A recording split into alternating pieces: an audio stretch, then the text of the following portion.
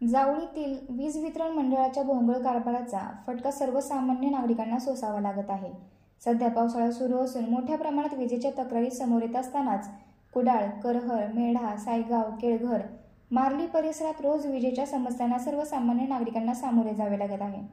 मेंटेनन्सच्या नावाखाली कमीत कमी 2 ते 4 तास वीज पुरवठा खंडित केला जात आहे।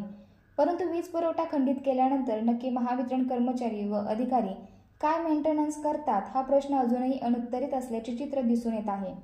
कारण जावली तालुक्यातील विविध गावांमध्ये असणाऱ्या डीपी व विद्युत वाहिन्यांवर मोठमोठ्या प्रकारचे वेल चढले गेले आहेत, ते आज अखेर काढले गेले नाहीत अशा तक्रारी नागरिकांमधून समोर येऊ लागल्या आहेत। वारंवार विद्युत पुरवठा खंडित होत असल्याने लघु उद्योगासह सर्वसामान्य नागरिकांचे व्यवसाय अडचणीत आले आहेत। विशेष करून कुडाळ, मेढा व करहर परिसरात लघु व्यावसायिक आहेत, तर महिन्याला हजारो रुपयांची वीज मंडळांकडून व्यावसायिकांना धाडली जाते।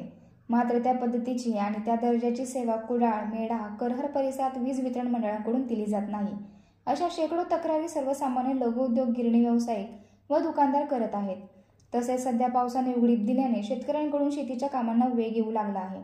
त्यामुळे शेतकरी रानात ये-जा करत असताना या विद्युत वाहिन्यांवर चढलेल्या वेलमुळे व लोंबकळत असणाऱ्या विद्युत वाहिन्यांना न कळत शेतकऱ्यांचा हात लागला तर विद्युत शॉक लागण्याची शक्यता नाकारता येत नाही।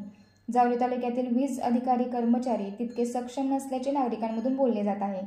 विजेच्या ट्रान्सफॉर्मरवर वाढलेल्या वेली, गवत, वीज वितरण मंडळाच्या लाईटच्या पोलवर साचलेली बुरशी, वाढलेले तारांवरील वेल हे काढण्यास देखील वीज वितरण मंडळ कर्मचाऱ्यांना, अधिकाऱ्यांना वेळ नसल्याचे चित्र दिसून येत आहे।